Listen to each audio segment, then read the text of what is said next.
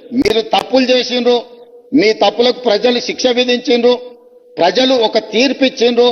ప్రజలు ఇచ్చిన తీర్పు మేరకు ప్రజాప్రభుత్వం ఏర్పడ్డది.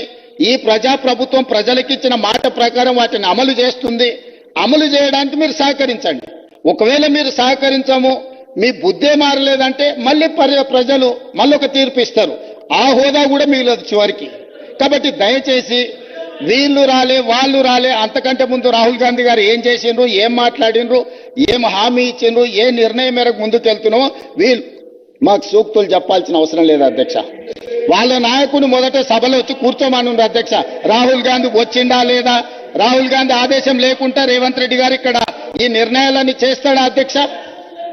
ఇంత ఇంపార్టెంట్ చర్చ జరుగుతుంటే బలహీన వర్గాలకు న్యాయం చెయ్యాలని 100 సంవత్సరాల నుంచి జరగని కులగణన తెలంగాణ రాష్ట్ర ప్రభుత్వం చేసినందుకు ఏది ఏమైనా రాజకీయాలను పక్కన పెట్టి ప్రధాన ప్రతిపక్ష నాయకుడు చంద్రశేఖరరావు గారు వచ్చి ఒక మంచి మాట, అయ్యా మేం చేయలేని పని ప్రజాప్రభుత్వం కాంగ్రెస్ పార్టీ చేసింది, నేను అభినందిస్తున్నా అంటే వారి పెద్దరికం పెరిగి ఉండేది కదా అధ్యక్ష.